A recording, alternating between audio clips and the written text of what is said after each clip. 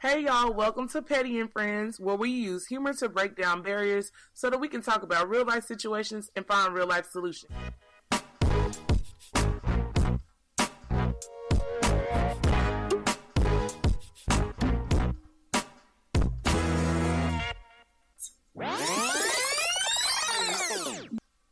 Hey y'all, welcome to episode 35 of Petty and Friends.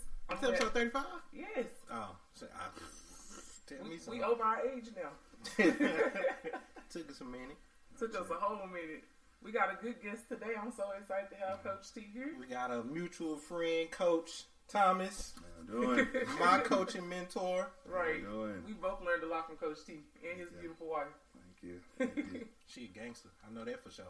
Yeah, straight up. I'll see what I got to do with. Don't play with him. Why don't you give some of Coach T's accolades? What he done? You want me to give it? You want to give it, Coach? Or Well, hey, he went to Dunbar, the legendary Dunbar High School. Played for the legendary Coach Hughes. Y'all went on the state run. Was like 2-3 years in a row. Started in 2002, and I think it went all the way up to German senior year. Yeah. So 2002 to 2004. Yeah. So yeah. And then got blessed to go up to UTA, play a couple years in Europe, and then I had my son, and that was it for me. Basketball was playing as far as came second nature. It was like I'm gonna be a daddy. So Yeah. That makes sense. Yeah. Well, being a coach, you're like a daddy to a lot of people. Yeah.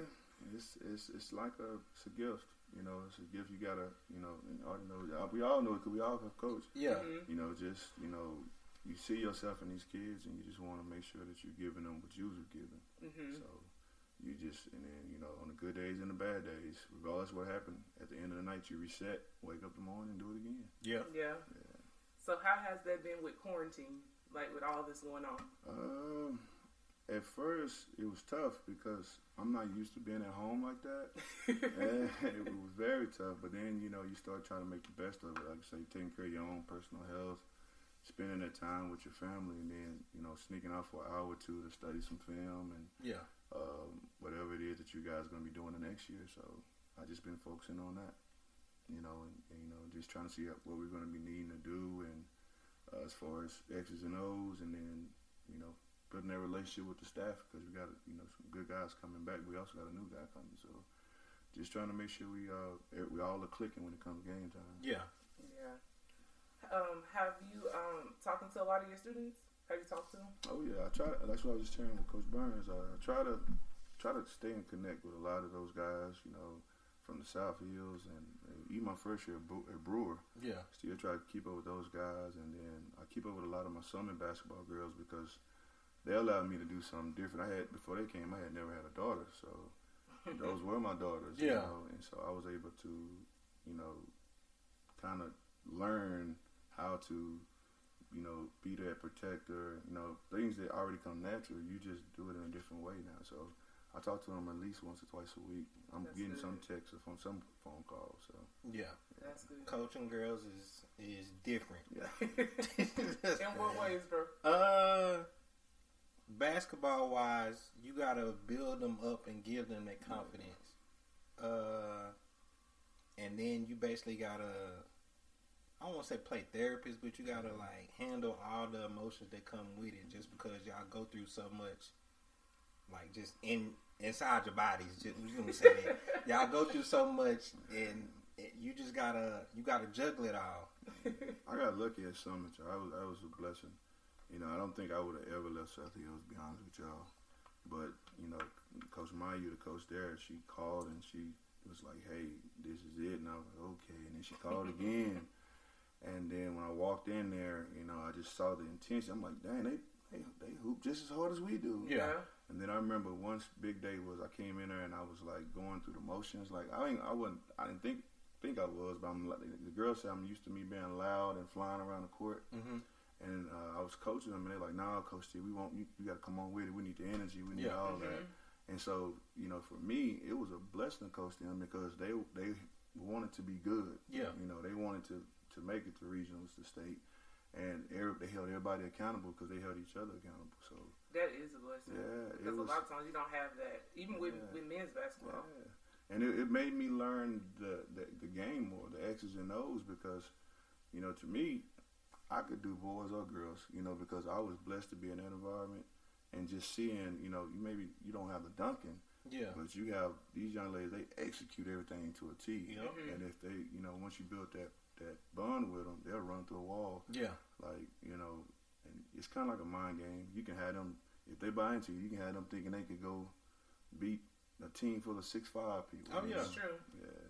That's with teaching too. Yeah. Coaching and teaching is like the same stream. Yeah. Like, if they believe in you and they respect you, they'll do whatever you ask them to do. They will.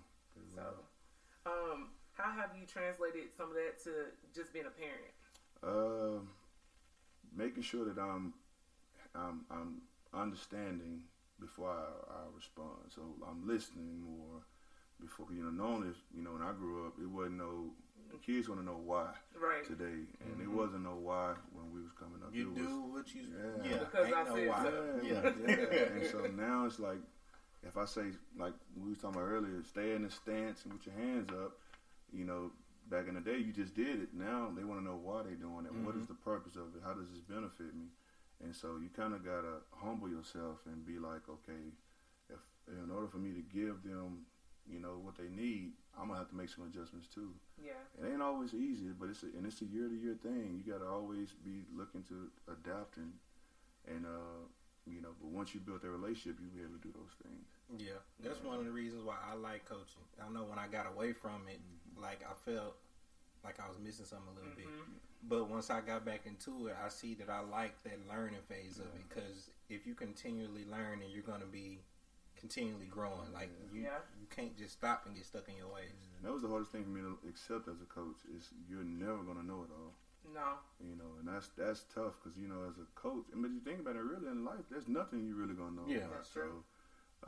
You know, no matter, somebody may be able to know the 1-2-2 better, or somebody may do the diamond. Like, I've never been a diamond guy. Yeah. But I've seen it this year, how if you got some dogs, you can kick some tails. So that's one thing I've been focused on, like, okay, being able to teach things different, because you never know what type of kids you're going to have. That's true. Up. So everybody has a different way of learning. Yeah, and you know, even with my son, you know, a lot of things I teach the boys and even the girls, I'm able to teach him.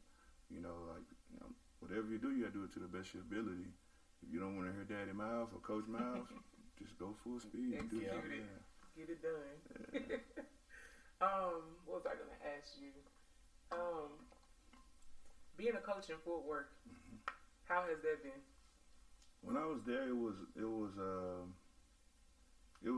learning period, because my heart was in the right place, but then you also have to be logical. You have to understand that a lot of the kids from where we were at that time, by the time they came to us, they had never played basketball before. True. So they freshman year, they never really, you know. So we really had to do a lot more of individuals than a lot of offense, defense. Like, I remember we would practice for like an hour and 45, 2 hours, but like 30, 45 minutes of it was individuals, because we had to get those guys up, you know.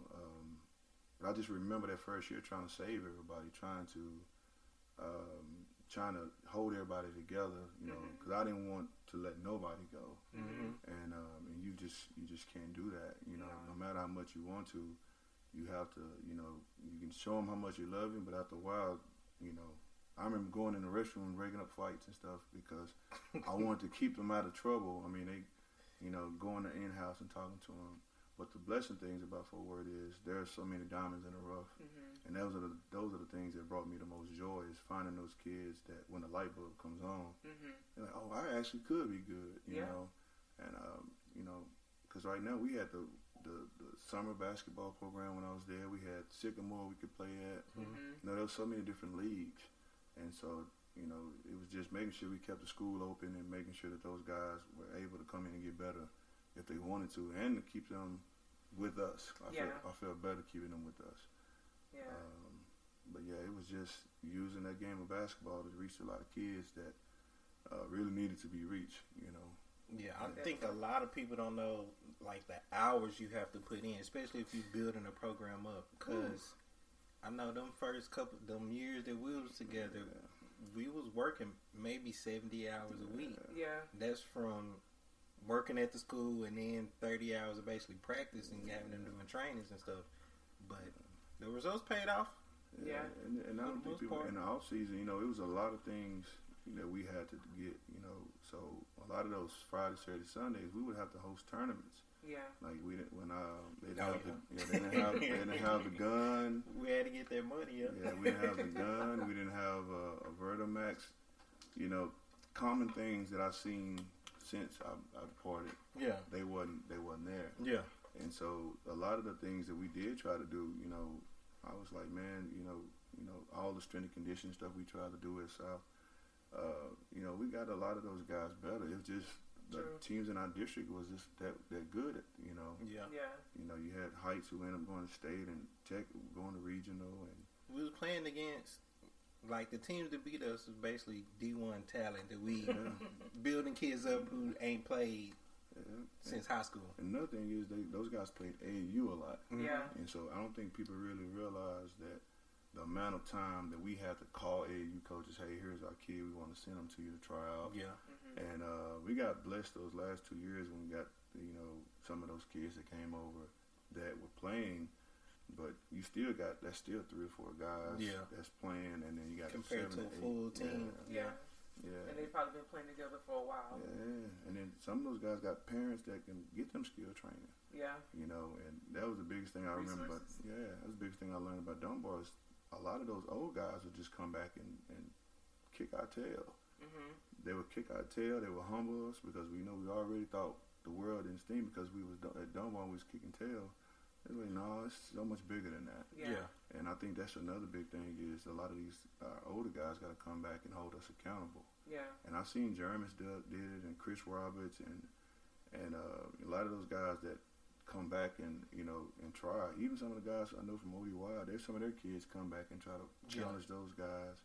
I know you used to go up to Tech as well and help. So it's just, you know, that's just big. I remember standing in Dallas, they did that a lot. Mm-hmm. Like them, Had the old heads come they will open up like one of those gyms, and for an hour you can't do open gym unless you do the skill training. Yeah. That's good. You know, and so that was just, you know, I ain't gonna lie to you. Say I do have my days I miss. I do. I really do. I really do. Like I say, but then, you know, like my wife helped me understand is there's a you at every place you go to. There's kids that you can relate to and that need you. And she wasn't lying on that one. Yeah. It's every school I've been to, there's our kids that need us. That's true. Yeah. That's true. That's true. Yeah, but I was like, I just felt so horrible when at the time because I was like, man, I just don't want these kids to stop working out. And I remember pushing for you to like get in there. Like you go. I was like, no, because I wanted someone to be there with them that I know cared for them. And, and then the good thing is, I know at that time we all was coming together. We had you was coming, man. We was coming, and you know, so you just wanted to try to keep those good guys around those kids. Yeah. Because even though they felt like they didn't need it, they really did. Yeah. You know, I think a gift and a curse is sometimes when they do find out how good they could be. Yeah. They forget where they came from. Yep. And so. And who helped them get there? That's absolutely right. They definitely do. Forget who helped them get there, and then they forget the small steps that they took to get to that point. Yeah, and I just always, you know, when I talk to kids, I'm like, I don't want nothing. All I want you to do is to keep that chip on your shoulder. Mm-hmm. You know, because that'll translate to whatever you do in life. You know, if you go to school and you're in a class with kids that may know it more than you, that same chip that you use in athletics can help you study harder, can help you go talk to that tutor, which is what I had to do. I had to have a tutor for everything at UTA that first year. And you working still got for it, though. You working for it, and you help paying some bills at UTA. Yes, ma'am. It wasn't nothing, but I was blessed. You know, blessed to be around some great people, Coach Cross and them. So and you know, even my teammates I still talk to. You good, bro? Nah, I was thinking about something because I remember you saying like about the pay for play stuff with college. You said they used to have your number on the shirts and they were selling it. They had our jerseys in the book room, like in the bookstore. Yeah. Had jerseys and pictures and everything. Yeah. And y'all see a dime of man.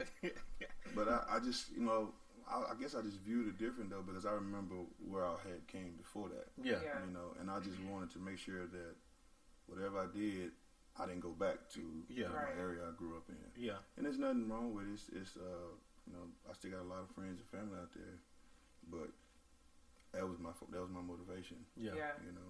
You want it better. Yeah.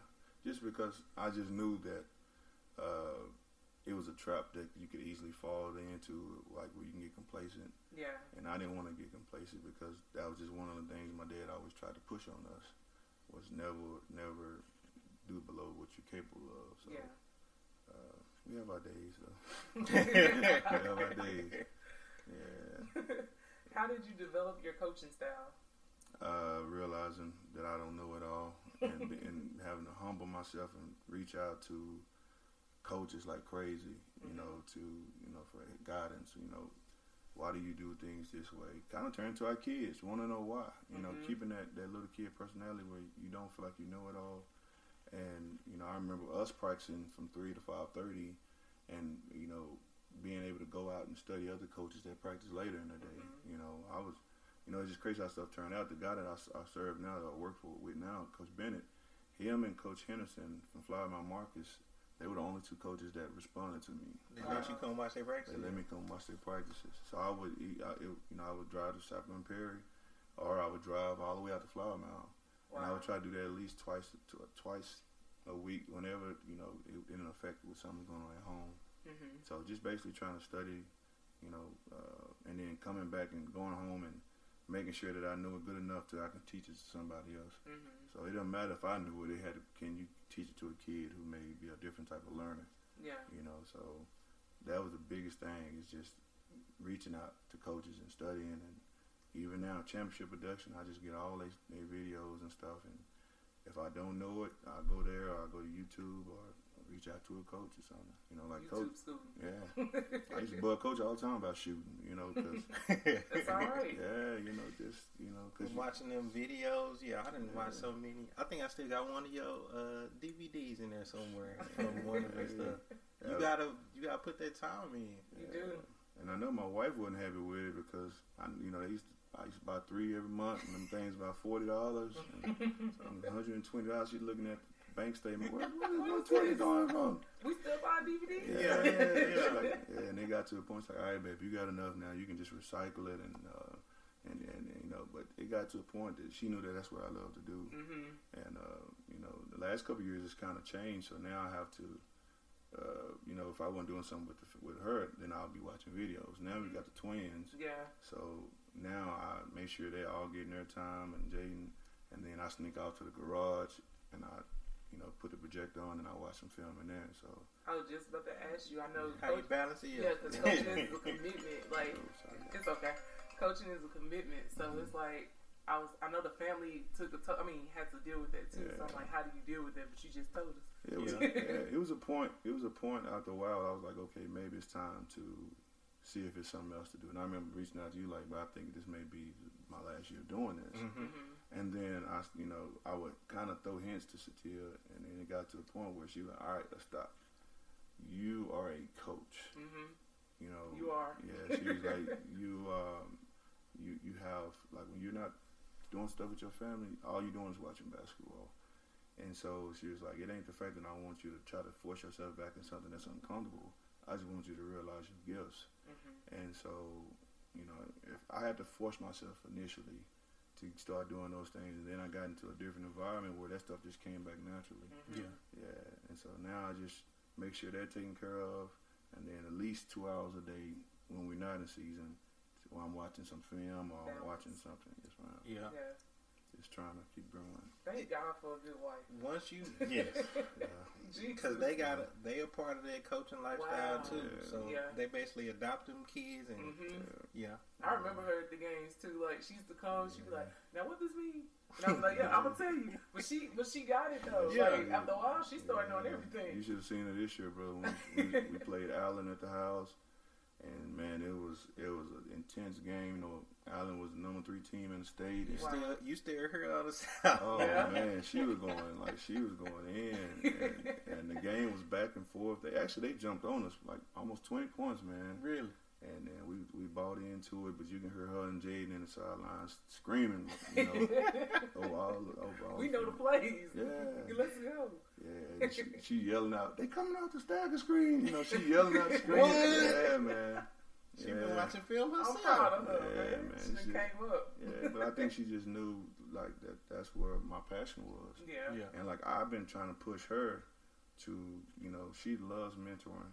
Yeah. And I was like, baby, you gotta get into Have it. to. Yeah. Like, she wanted to do her own mentoring service, and now the twins here, she kind of backed off of it. But I'm like, all right, they get to a certain age, I'm gonna be right back pushing you the same way you push me. Yeah. So that she don't have to stop planning though. Yeah. It's a whole lot. I mean, I feel like coaching and mentoring clearly is the same thing. Yeah. Really And is. I couldn't breathe without my kids. Yeah. Like, honestly, I feel like if I don't do it, I feel like I'm missing something. Like you said earlier. Yeah. I'm missing something, or I'm not my whole self. Yeah. So And I think it was a blessing this year that she actually got to go back and coach this year, because she loves working with the girls in track.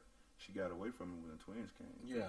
And so now she's back into it. And then when our season is over, when I come home, I'm ready for it. I know she's gonna just give me the whole track workout, and so it's kind of like we just changed roles. Like I'm now the one that's helping trying to bathe the twins, and while she's over there writing her practice plan and calling Coach Matthews from Dunbar and Coach Howell from William James, like they're running ideas off each other about. That's good. Yeah, so it's still a big deal, just to be able to give back what she gave me. Yeah. That's dope. That is dope to have that support system. Yeah, man. But then it's also good too when you come home after a tough loss or something, and then she look at you and she see how you are.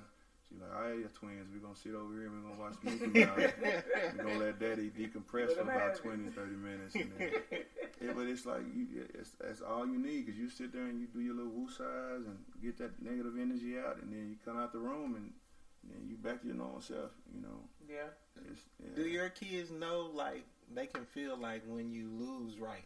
Because you remember Maya used to, it's okay, daddy. Yeah.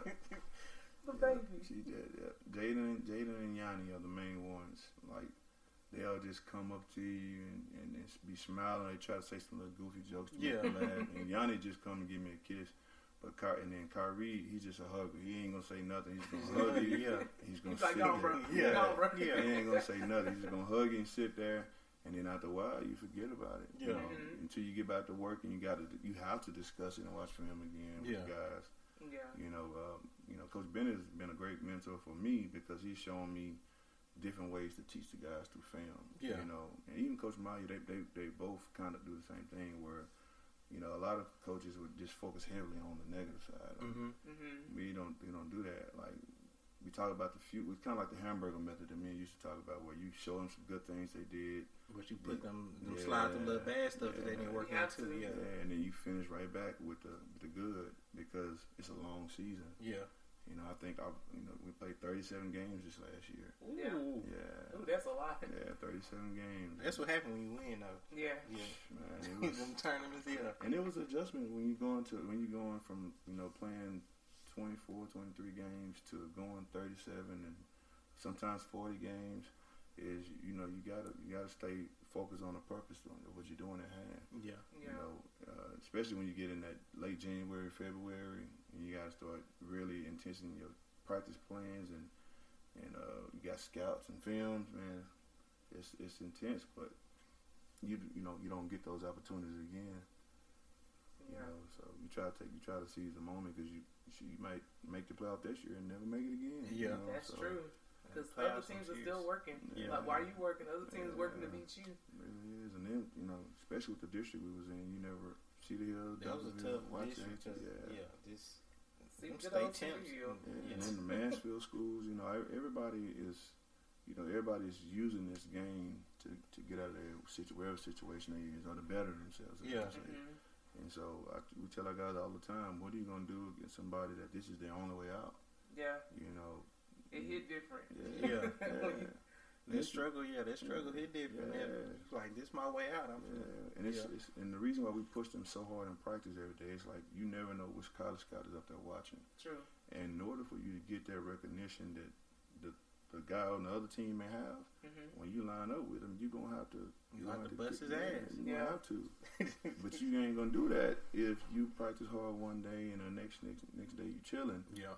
It has to be ingrained in your mind, because you may feel like, I don't want to do this right now, but you're going up against Julius Randle over there, or Shanika Holmes. I know I'm going old school, but you gotta bring it. You got to train yourself every day to bring it.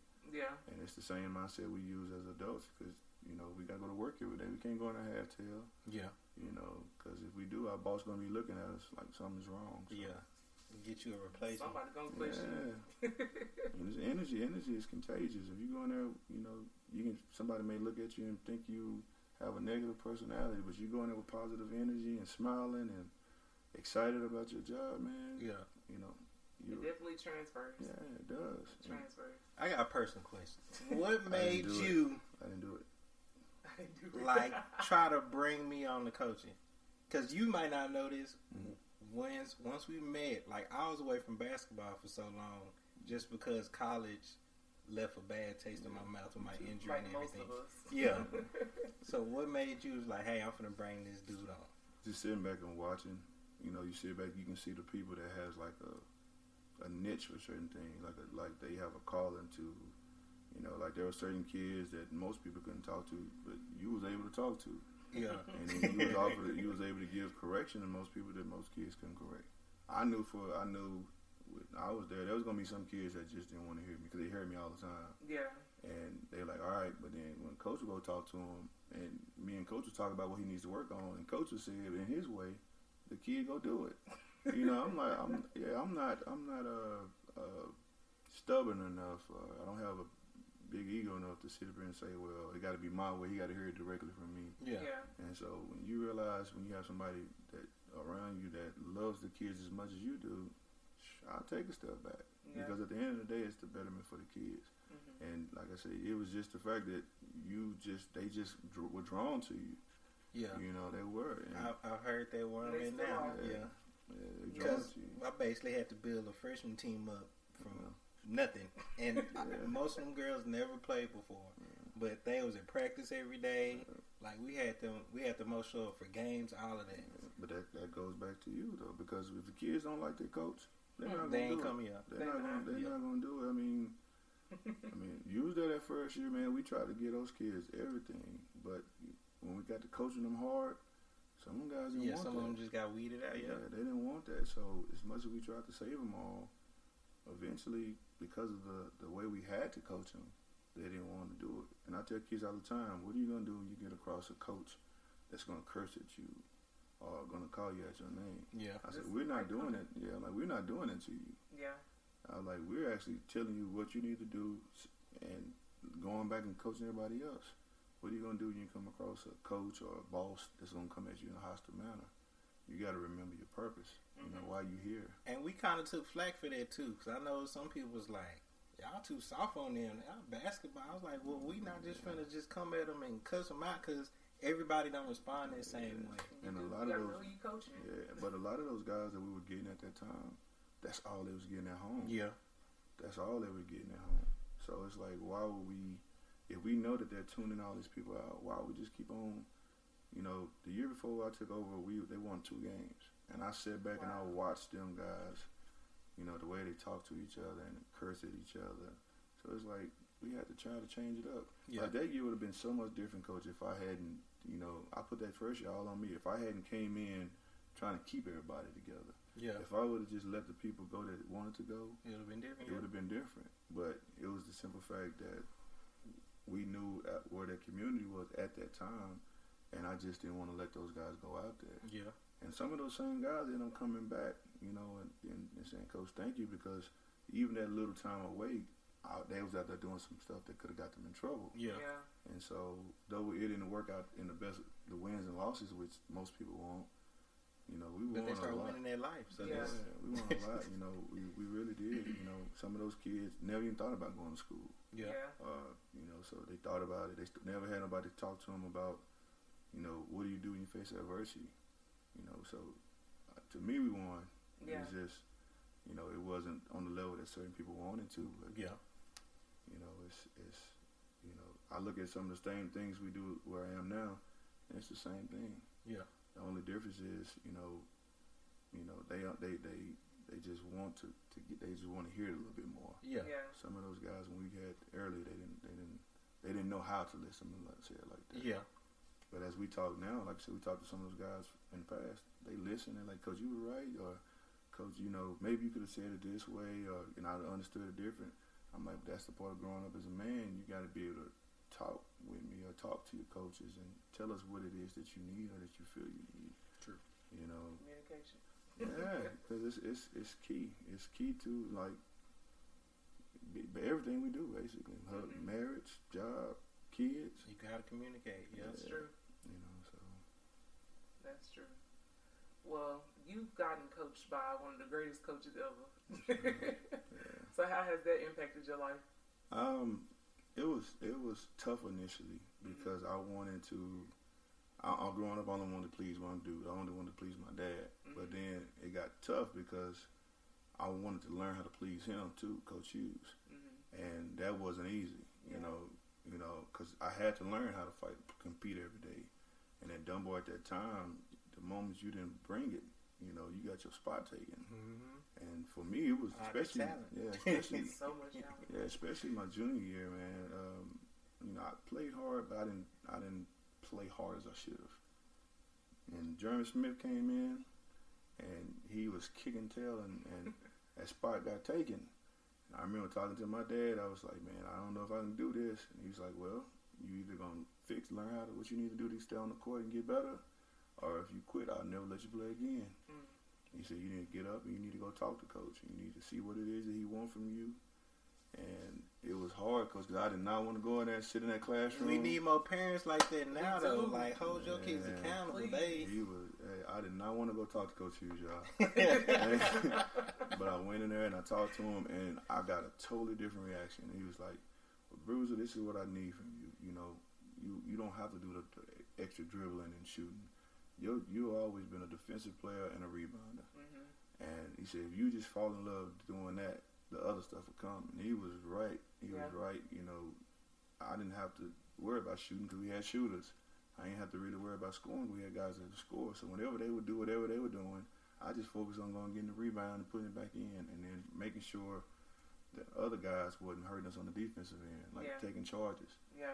And the crazy thing about it is, by me doing that, the next thing you know, those scoring opportunities came more and more. And so, Get the ball in. yeah, and it was simply because I was listening to what my coach. You know, I had to have that hard conversation, and you know, everybody brought something different. I just had to make sure I did my job to the best. But it was hard because you wanted to please him, and he could tell when you were not bringing it. You know, that's a gift for coaches have. If you're not bringing it, you look tired. All right, what are you doing at night to keep you up at night? You know, so you know, he always observed us. You know, he always was watching. And so, and he just didn't trust his own judgment because he had some Dunbar greats behind him watching him. Hey, coach, watch out for this. Never just saying do this. He's like, coach, watch out for this. And you know, stayed on us, man. And that's what it was. It was real exciting to see him make it to Hall of Fame because I was like, he saved a lot of people's lives. He did. Still is actually. He did. He was actually one of the guys that when I called him about me leaving South, and I was expecting him to say, "Nah, you need to go ahead and stick it out." He was like, "Go learn, go keep growing." He said it in a different way though. Yeah, but only way.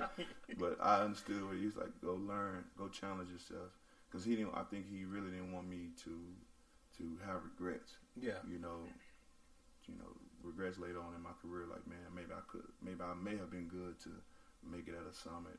Because some people stay too long with where they're at. That for sure. Yeah, and I second guessed it for a while at first because I'm not a social person. Yeah, it's hard for me to open up. Like the way I'm with you guys, I'm not like that with everybody. Yeah, I remember last year when I got at South Prairie, I was quiet, and they didn't know if I really liked it at first. And I was like, man, I love this place, I'm man. observing. Yeah, I think that's a Scorpio thing. Like, you got to get us to open up, but once we open up, we good. Yeah, man. But I was like, man, no. He was like, and the good thing about Coach Bennett is he sets you down. He asks you. He was like, instead of him wondering, Yeah. he's like, how you feeling? How's everything going? That's He's talking to you, and that was big for me. Man. I'm like, no, Coach, I love this place. Yeah. I love what I'm doing. I love the kids I'm around. You know, even the competition, brother, looking around at the coaches and observing, it wasn't no overweight coaches on the staff in none of our district games. And that was big for me because I don't sit down and the games are so intense, you really can't. So I had to start making sure I was working out and eating better. Yeah. Because I was like, if I don't want to deprive my kids because I can't physically move like I need to, because when I say, Coach, the games were intense and you sweating up like I used to go on the court, yeah. Oh, like you're outside. Yeah, I was breathing out hard, man. But I was also at the biggest weight I ever had been last year at the end of the season. You know, 328. I had never been that big. You was 328. 328, man. And so we've been blessed to get a lot of that stuff off, and even my energy now with the guys is like, Coach, you all right? I'm like, yeah, man, I'm just ready to go. You know, I'm just ready to go. You know, getting out there in defensive drills with them and skill work. A lot of the same Henderson series and stuff that we did together at South Hills. Oh, yeah. Still able to do it with these guys. You know, so. It's different when you can get out there with them. Yeah. Because coaching, they respect you more. Yeah. Coaching keep you in shape, because once the time I took off, I got up to like 250. Yeah. And that's the heaviest I ever been. I was like, what is going on? I agree. That's why we have to be around the game. Yeah. We have to be. Yeah, and it just, you know, as you start learning how to eat better, you start sharing that with them. You know, it's just constant learning. You know, because these kids, like I look at some of our kids, man, our guards are 180, 190, 200, 210. Yeah. And I'm thinking about my guards in Dunbar. We was 150, 145. Shoot, I wasn't even 180, you know. So they're bonding to the weight room and the eating stuff. It's just they got to be consistent with it. Yeah. You know, and it goes back to parents. They're providing these kids with supplements and proteins that are approved, but a lot of kids we grew up, they didn't get none of that stuff. So, and it was lucky if they ate. The time has changed too, so they can just look up all this stuff and see what different NBA and players and stuff is doing now, so they can mimic that. Yeah. And that's another tribute to Coach Hughes too. He made us have to drink 2 chocolate milks, and at lunch he would come in there and he would watch us drink our chocolate milk. And so he already knew about it. Well, because that's the only protein we were getting. Yeah. So most people, when we be playing, like in the city, I'm saying the city, they were strong, but they didn't have no definition to them and all like that. Yeah. You know, if you saw us in high school, we had some meat on us, but it was because we were drinking that chocolate milk and if you know, just trying to do something as small as that, you know, that was our protein. Yeah. You know. That's crazy. It ain't like Walmart now where they got everything for $14.99. Yeah, you get your protein. You had to go to GNC and it was about $50, $60 for that. And nobody paying for that. Man, no. Then you had to make sure it was clear by the UIL and NCAA. Oh yeah. Because if it's the wrong one and you take your test and you come up negative, they're gonna kick your tail. I was able to afford it one time, and it's because I had worked like for a couple weeks over the summer. And then that's when I gained like a little 5-10 pounds. So I thought I was walking around still like so bony as hell, but it helps. Confidence though. Yeah. It give you that confidence and then makes you want to go to the gym more. Yeah. Because, you know, skill with physicality, man, is a different breed. Man. Oh, yeah. Yeah.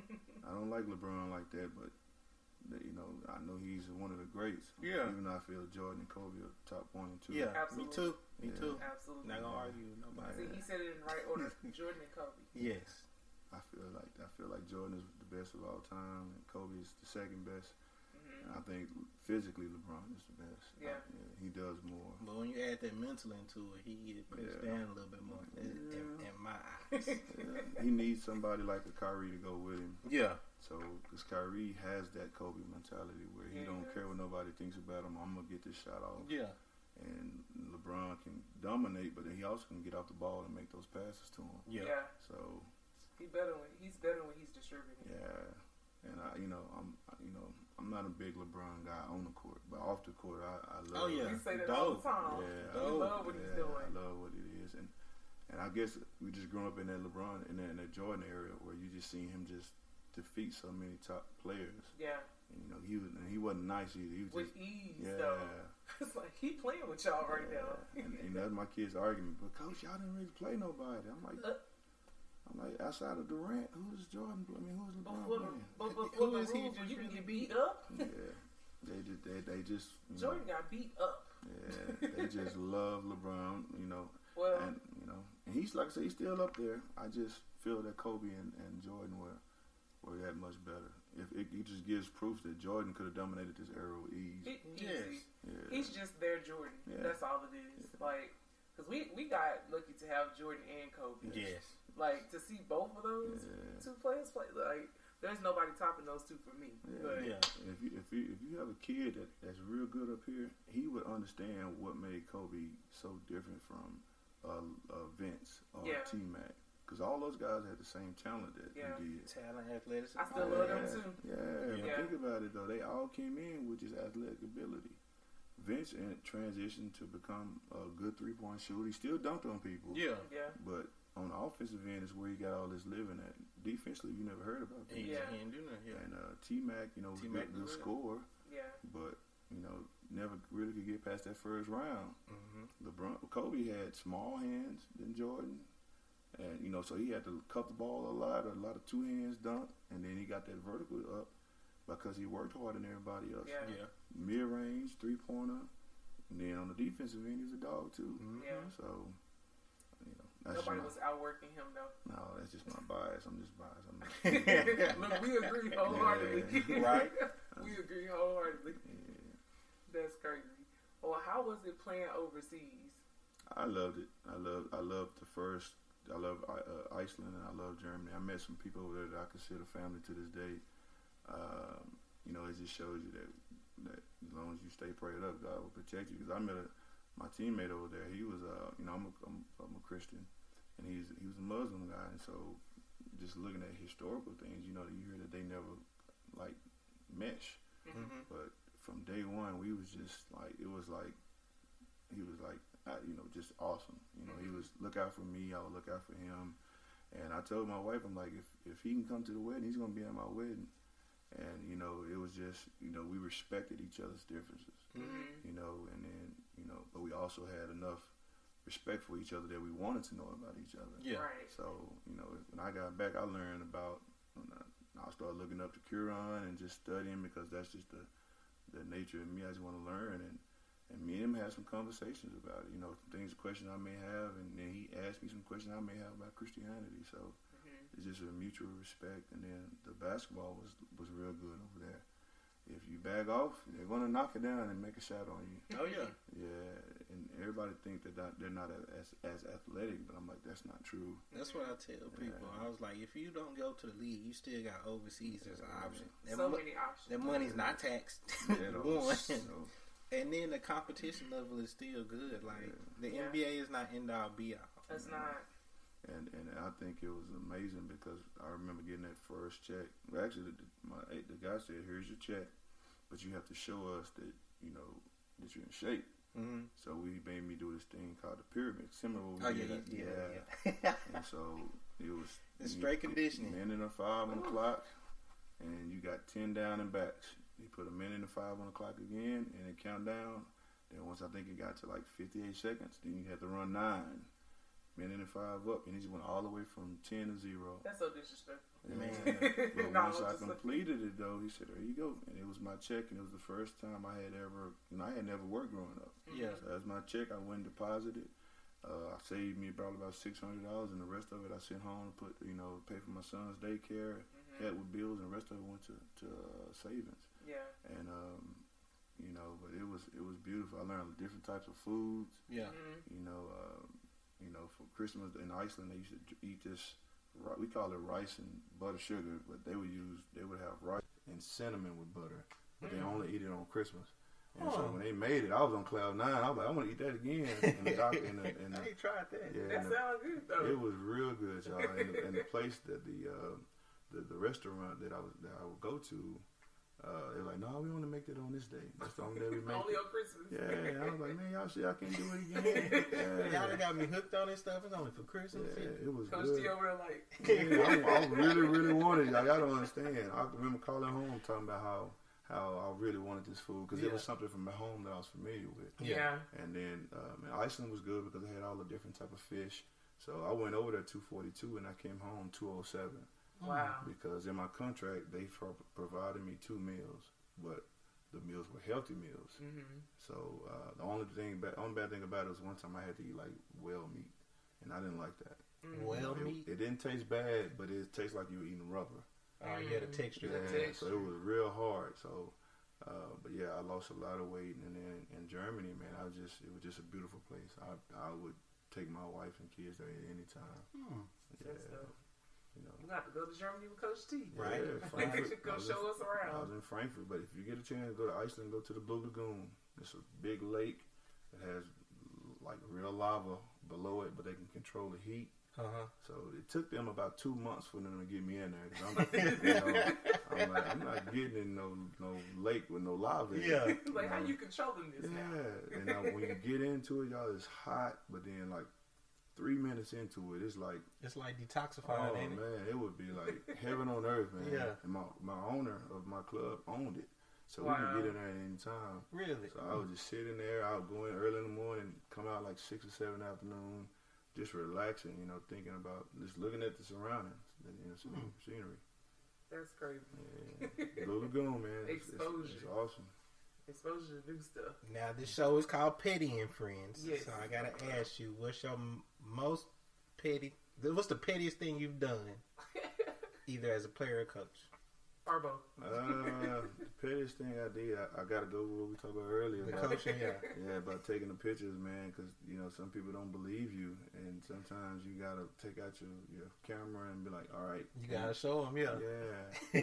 But, and like I shared with you and Coach Cub at the time, I was like, it may have seemed petty, Yeah. but that kid who never really played before Bought into it. He ended up becoming a dang good player. Yeah. I still see videos of him now dunking and he playing. didn't have no type of athletic ability. That's crazy. Yeah, and Like then he couldn't jump or nothing. Yeah. And now when he was Now like he really in shape, he was almost windmilling for a minute. And you think about him having the guards he had to go against. So he had to have some athleticism. He had to be disciplined enough to do those things that we was talking And about. I say he's what, 5'9"? And that's being generous, 5'10", 5'9". People like to boost their height. Yeah. Like, Yeah. 5'5", I'm 6 feet. When I was playing at Tech, used to lie on the program I trying don't to know scare. why they lie like this. I was 5'10", maybe 5'11" at the time. I was in there. I was 6'2". I said, when they come and they see me, they're like, what the hell? They had me down for 6'5". I'm like, I'm not So I ain't 6'5" nowhere near now. this. Yeah, but yeah, that's probably the one. And I didn't see it that way. I just figured because he needed to see it. Yeah. Man. But yeah, he because some kids don't believe you. Yeah, Man. you gotta show them. Yeah, and so he may have been like, man, coach being funny, but I'm like, nah. I'm trying to let you know. Yeah, Gotta prove it to you. Yeah. yeah, because I know all those kids wanted to play, Yeah. but I know if you don't do the small things, especially on the defensive end, you're not gonna play because that's the only end we really lose on. Yeah. Is on the defensive end, unless we make a turnover on the offensive end where we can't get back. So, and then like I said, he was able to guard some real good players in the district that year that he probably normally couldn't have. Yeah. So Because his hands was up. yeah, No, for real. Those Seriously. deflections. He was like top 2 or 3 in steals a game after that. And it was just, and like I didn't want it to just be just basketball either because I pubbed him just as hard when I got his scores, his schools. Oh, yeah. School. I was so excited about him and tell him how proud we were of him because, he's giving himself the opportunity to go play on the next level if he wants to. Yeah. I don't think that group of kids he talked about, I don't think any one of them had like below a 3.3 GPA. Wow. Like we had the valedictorian, and then everybody. That's a blessing. I think 4 or 5 more top 10%, and then it was like top 20%. Like all their class was top 20. Yeah. You know, I tell people all the time that was one of my hardest years, but it's also one of my funnest years. Yeah. Because it's something about seeing people do stuff that they didn't think they could do. Yeah. You know, I can go off, I could just ramble off, you know, Malik not really being a shooter, but then working on it with him, and then, you know, letting them become 3-point shooters and teach them how to pick and pop. Yeah. You know, making Drew deadly as he could, going left as he could, but making him do that same thing going right. And then, you know, Jadakiss, you know, when I seen him in the 8th grade, he was 2 left feet. You know, but the thing that stood out to me about him was he just played hard. Yeah. And I'm like, if you take somebody that do everything to your hardest, you can develop them. Yeah, you can. So just raw. Yeah, that freshman year, you know, he didn't play. In the early in the season, he didn't play as much. But coach, when that light came on for him, yeah, you know, he figured out how he could eat. Yeah, his sophomore year, he's first team all district. Yeah, and then you have somebody like Kyle, you know, who was told he was just a shooter. And I'm like, nah, you so much more than that. Wait, man. He was almost averaging 30 his senior year. So And then, you know, and I showed him his versatility. We showed him, because I was like, okay, you can bring it up sometime, but then sometimes give it to another guard, and then you go set the screen and pop. So while they so worried about Antoine or Trey or Drew coming downhill, you pop into the corner and you got an open 3. I didn't know like how famous we were coaching them and them to everybody else who was playing until like years down the line.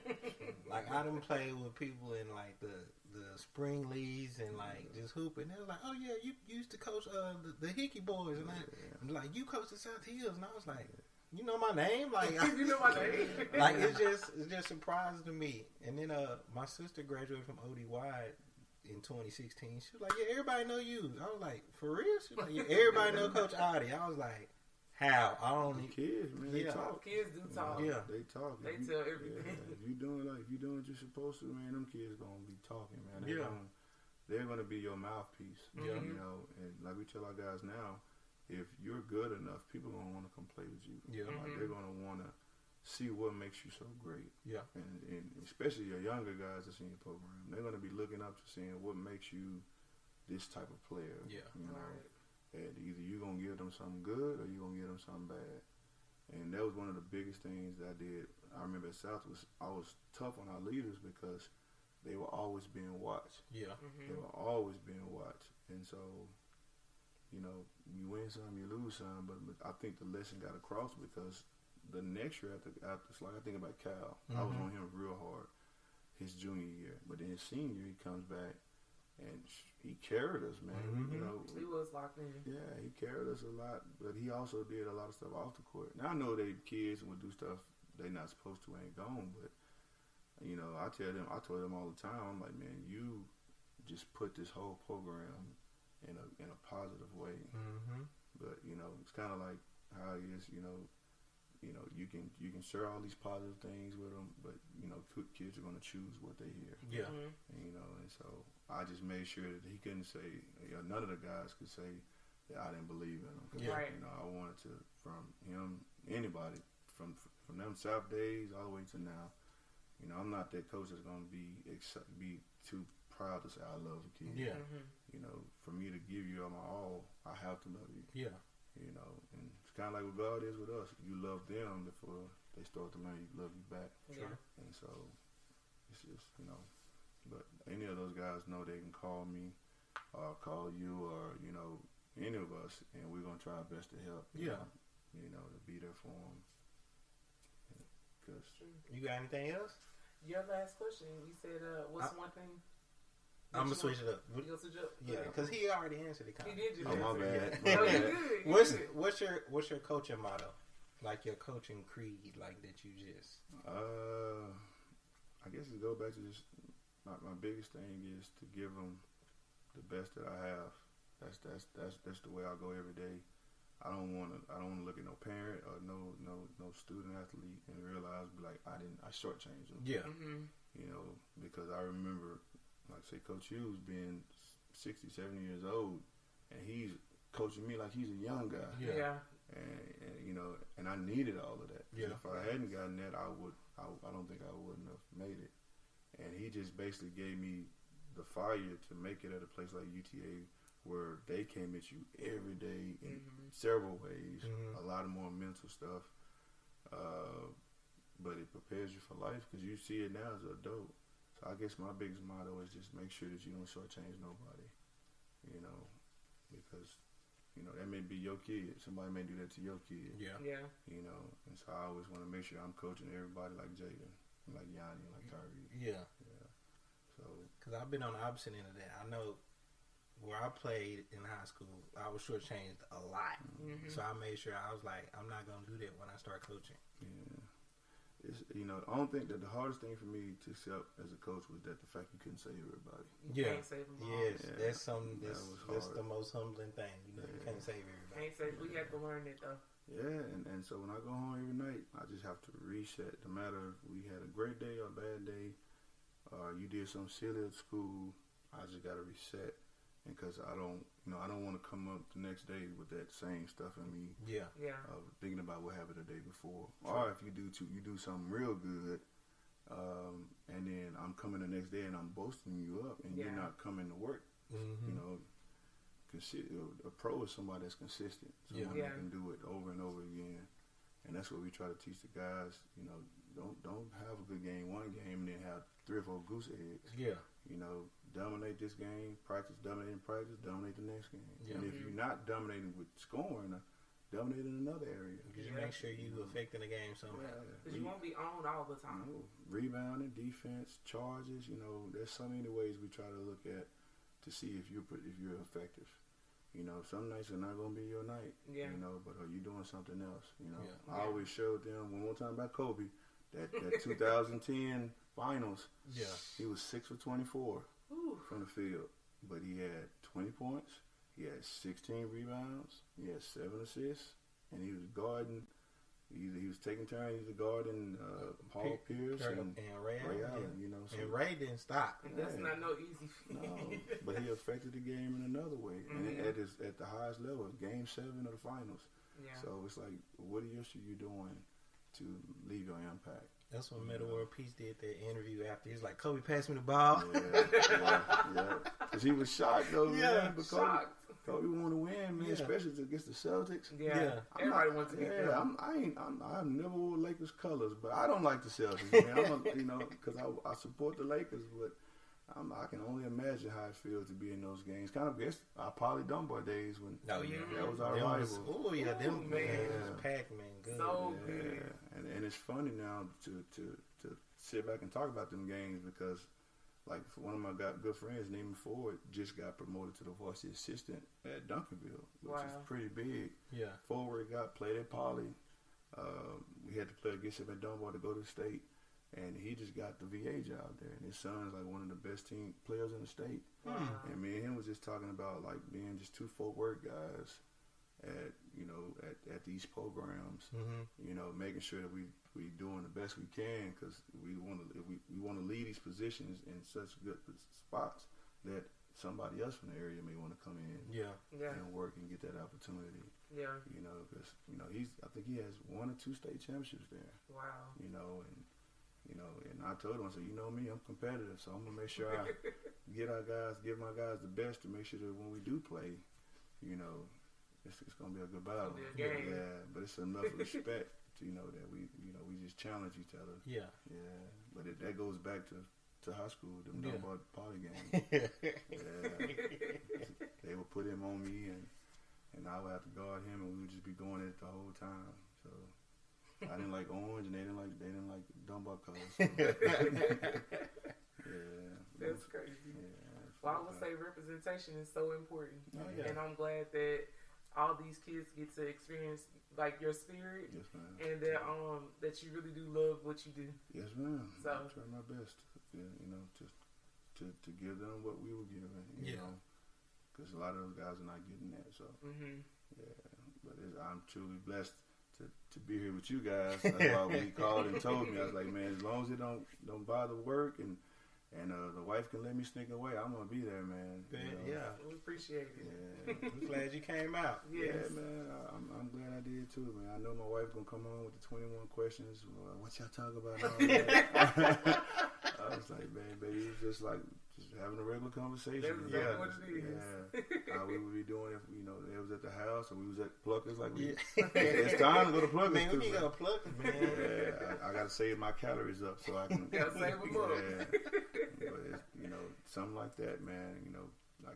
I just been blessed to be around great people from playing days, and then as a coaches, you, Kevin Barnett. He was another guy.